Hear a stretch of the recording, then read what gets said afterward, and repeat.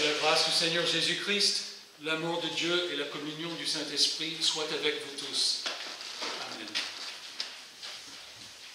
Nous allons reprendre quelques versets de la lecture de l'Évangile que nous venons d'entendre au cours de la prédication. Le long récit de l'arrestation, de la condamnation et de la crucifixion de Jésus est un texte essentiel à la proclamation de l'Évangile. Jésus-Christ nous a sauvés parce qu'il est mort en sacrifice pour nos péchés. C'est le point central du credo, la profession de la foi chrétienne que nous venons de faire. Le petit catéchisme de Luther appuie sur ce point en précisant que Jésus m'a sauvé, racheté et acquis, moi perdu et condamné, en me délivrant du péché, de la mort et de la puissance du diable. Non pas à prix d'or ou d'argent, mais par son saint et précieux sang, par ses souffrances et sa mort innocente. Et cette vérité est le fondement de l'absolution des péchés que nous prononçons chaque dimanche en début du culte. Dieu nous a pardonné tous nos péchés par le mérite de la vie sainte et juste, des souffrances et de la mort innocente et de la résurrection glorieuse de son Fils Jésus-Christ, notre Seigneur. J'avoue qu'il m'arrive de temps en temps de me demander pourquoi il a fallu que Jésus meure pour nous sauver. Dieu, le Tout-Puissant, n'aurait-il pas pu trouver un autre moyen pour nous pardonner et pour nous réconcilier avec lui? La crucifixion de son Fils a-t-elle été quand même nécessaire? Je sais bien que la réponse est que Jésus a dû prendre notre place et subir la condamnation à mort que nos pensées, nos paroles et nos actes ont mérité. Je suppose qu'une partie du blocage dans ma pensée est la difficulté de reconnaître que mon péché mérite, en fait exige la condamnation à mort. Je suis tellement habitué à mon propre péché qui ne m'interpelle que rarement. Mais si nous méditons le récit de la passion de Jésus, et la façon dont les hommes pécheurs l'ont abandonné et insulté, nous pourrons peut-être mieux comprendre non seulement pourquoi Jésus a dû mourir pour nous, mais surtout son amour pour nous et la grâce qu'il nous a accordée. Réfléchissons brièvement à 3 portraits de l'incapacité humaine et à 3 démonstrations de la grâce du Seigneur Jésus-Christ. Pierre, la foule et les 2 malfaiteurs. Le premier portrait est celui de Pierre. À la fin du dernier repas que Jésus a mangé avec ses disciples, après l'institution de la Sainte Seine, et donc après l'annonce de sa mort imminente, Jésus dit à Pierre, « Simon, Simon, Satan vous a réclamé pour vous passer au crible comme le blé. Mais moi, j'ai prié pour toi, afin que ta foi ne disparaisse pas. Et toi, quand tu seras revenu à moi, affermis tes frères. » Satan a demandé d'éprouver la foi de Pierre comme il avait fait longtemps avant pour celle de Job. Jésus savait que ce serait très dur pour Pierre, qu'il allait faillir perdre sa foi. Pierre, lui, pense être à l'auteur de cette épreuve. Le Seigneur lui dit, Pierre, je suis prêt à aller en prison avec toi, et même jusqu'à la mort. Jésus dit, Pierre, je te le dis, le coq ne chantera pas aujourd'hui avant que tu n'aies 3 fois nié le connaître. Tout comme Jésus l'avait prévu, Pierre l'a renié 3 fois. Voyant Jésus arrêté et que les chefs du peuple le condamnaient à mort, il n'a pas pu garder sa confiance et sa fidélité. Lorsque les gens voulaient l'associer avec Jésus, Pierre a paniqué et a nié toute connaissance de Jésus. Il n'a pas vendu Jésus comme Judas, mais il a quand même trahi. En fin de compte, il n'était pas prêt à aller en prison ou à souffrir la mort avec Jésus. Il a préféré que Jésus subisse la mort tout seul. Et Jésus, lui, qu'a-t-il fait? Avant que Pierre le renie, sachant que cela devait arriver, Jésus n'a pas fait de reproche à Pierre. À la place, il lui a dit, « J'ai prié pour toi, Pierre, afin que ta foi ne disparaisse pas. » Puis, au moment où Pierre l'a renié pour la 3e fois, le Seigneur se retourna et regarda Pierre. Pierre se souvint alors de ce que le Seigneur lui avait dit. « Avant que le coq chante aujourd'hui, tu me renieras 3 fois. » Il sortit et pleura amèrement. Pourquoi Jésus a-t-il regardé Pierre à ce moment-là? Pour l'accuser et le condamner? Ou bien pour lui dire, « Je prie toujours pour toi, Pierre. » Je pense qu'il faut comprendre que c'était pour cette raison-ci que Jésus l'a regardé. Il voulait le fortifier et le rassurer au moment de sa défaillance totale. C'est pourquoi plus tard, comme c'est raconté dans l'évangile de Jean, Jésus demande 3 fois à Pierre s'il l'aime. Et 3 fois donne à Pierre la mission de prendre soin de ses brebis. Nous disons que l'enfer est pavé de bonnes intentions. Je pense que nous avons tous trahi Jésus de la même façon que Pierre. Nous avons eu la bonne intention de parler de lui, de dire devant les autres que nous sommes ses disciples. Mais au moment où il fallait le reconnaître devant les autres, nous avons eu peur et nous nous sommes tus.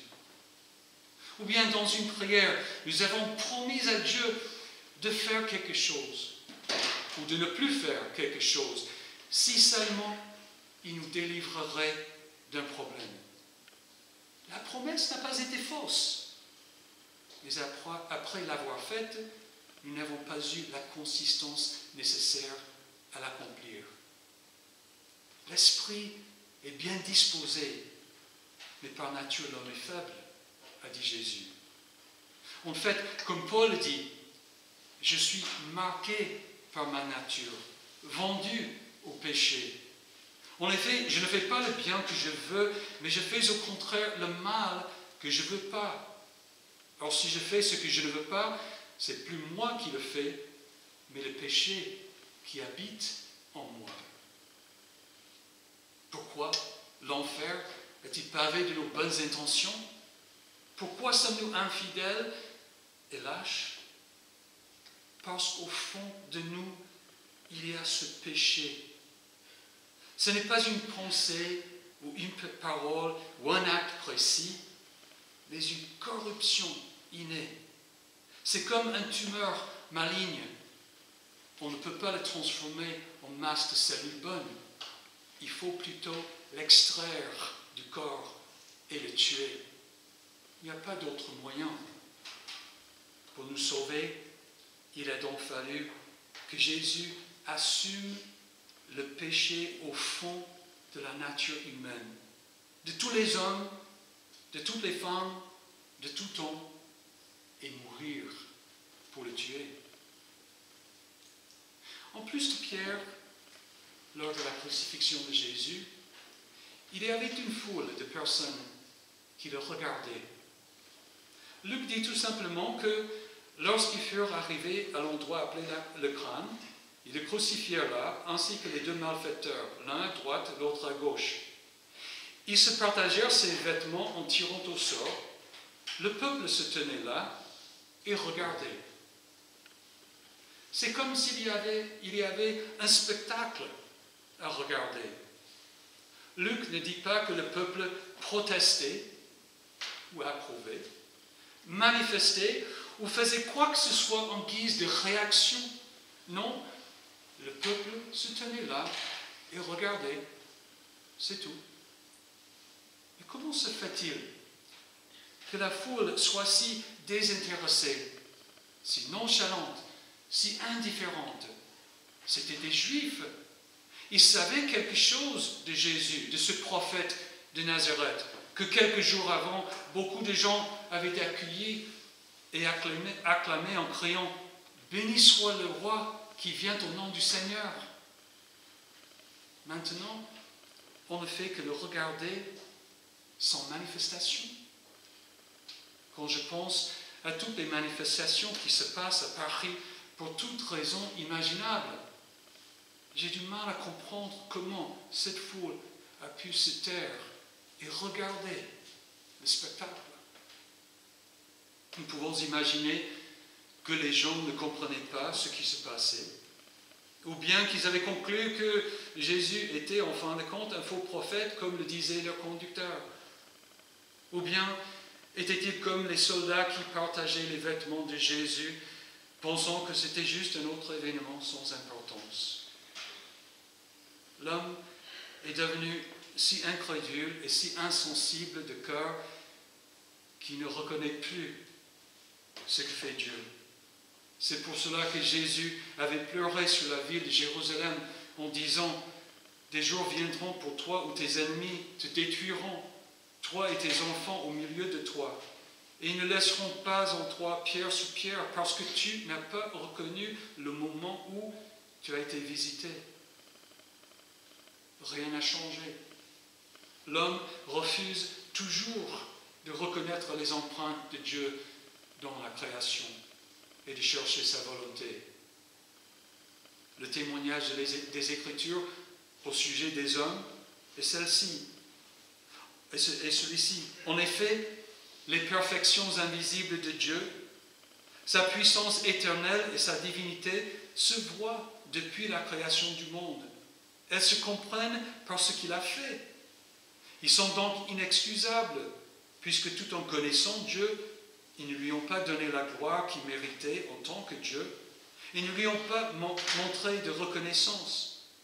Au contraire, ils se sont égarés dans leur raisonnement et leur cœur sans intelligence a été plongé dans les ténèbres.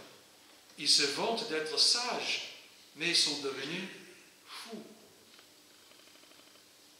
Un aveugle ne peut pas en conduire un autre. De même, un fou plongé dans les ténèbres, que Dieu a livré à une intelligence déréglée, ne peut pas se guérir, ne peut pas se faire revenir au bon sens. Nous sommes morts à cause de nos fautes et de nos péchés. C'est un mal que seul Jésus peut effacer. De la croix, en voyant les soldats qui partageaient ses vêtements et la foule qui regardait, Jésus dit « Père, pardonne-leur, car ils ne savent pas ce qu'ils font. » Justement, ils ne savaient pas ce qu'ils faisaient. Et c'est pour cela que Jésus devait intervenir pour les changer et les sauver. Il a fallu le choc de la crucifixion, de l'obscurité de 3 heures de temps et de la déchirure du voile du temple pour que certains parviennent à la connaissance de la vérité et soient sauvés. C'est alors que, voyant ce qui était arrivé, l'officier romain rendit gloire à Dieu en disant « Certainement, cet homme était juste » et que, après avoir vu ce qui était arrivé, tous ceux qui en foule assistaient à ce spectacle repartirent en se frappant la poitrine. Et puis, il y avait les 2 malfaiteurs. L'un des malfaiteurs, crucifié avec lui, l'insultait en disant « Si tu es le Messie, sauve-toi toi-même, et nous avec toi. » Mais l'autre le reprenait et disait, « N'as-tu aucune crainte de Dieu, toi qui subis la même condamnation? Pour nous, ce n'est que justice, puisque nous recevons ce qu'ont mérité nos actes, mais celui-ci n'a rien fait de mal. » Certains, face à la mort, restent ennemis de Dieu. Ils le défient jusqu'à la fin. C'est un aveuglement volontaire, incroyable. Comme le cas d'un enfant qui ne répond jamais à la discipline ou d'un criminel récidiviste. Il n'y a pas grand-chose ou rien à faire. Ils vont à la ruine, comme Judas, parce qu'ils ne veulent pas changer d'attitude et demander pardon. Le péché a entièrement rempli leur cœur de sorte qu'ils refusent de se repentir. D'autres, comme le deuxième malfaiteur, reconnaissent leur faute et demandent pardon. Lui a reconnu qu'il recevait la juste récompense pour ses actes. Il ne cherchait pas à s'excuser de ses actes, ni à les justifier. Il a accepté la vérité, la réalité. Je suis pécheur. Je suis par nature sous l'emprise du péché, spirituellement mort, et ne peux rien pour changer ma situation. Du coup, le malfaiteur s'est tourné vers Jésus et lui a dit, « Seigneur, souviens-toi de moi quand tu viendras régner. » Jésus lui répondit, « Je te le dis en vérité, aujourd'hui tu seras avec moi dans le paradis. » Jésus lui prend la main et l'amène au paradis. Et pour ce faire, il a dû devenir homme et mourir.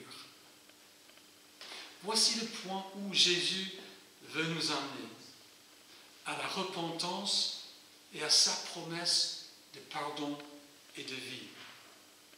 En effet, le salaire du péché, c'est la mort. Mais le don gratuit de Dieu, c'est la vie éternelle en Jésus-Christ, notre Seigneur. En vérité, Jésus est mort aussi pour l'autre malfaiteur, pour Judas, pour les soldats qui l'ont crucifié selon l'ordre reçu, même pour les chefs juifs qui ont obligé Pilate à le crucifier. Telle est la valeur de la mort de Jésus sur la croix. Il prie pour tous, il meurt pour tous, il offre à tous la promesse d'aller au paradis avec lui. Tout cela m'aide à comprendre ma nature et pourquoi Jésus est mort pour moi.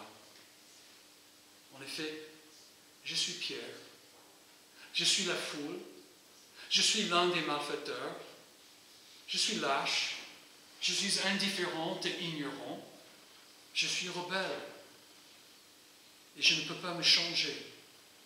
Il a fallu que Jésus assume mon péché et meure pour le supprimer. Il a fallu que Jésus subisse des tortures et une mort cruelle pour me choquer, pour m'ouvrir les yeux et me faire revenir au bon sens. Il a fallu qu'il soit le premier à mourir et à ressusciter, et puis me prendre par la main afin que je mette ma confiance en lui. Il a fait tout cela pour nous, hommes, et pour notre salut. Amen. Maintenant que la paix de Dieu, qui dépasse tout ce que l'on peut comprendre, garde votre cœur et vos pensées en Jésus-Christ pour la vie éternelle.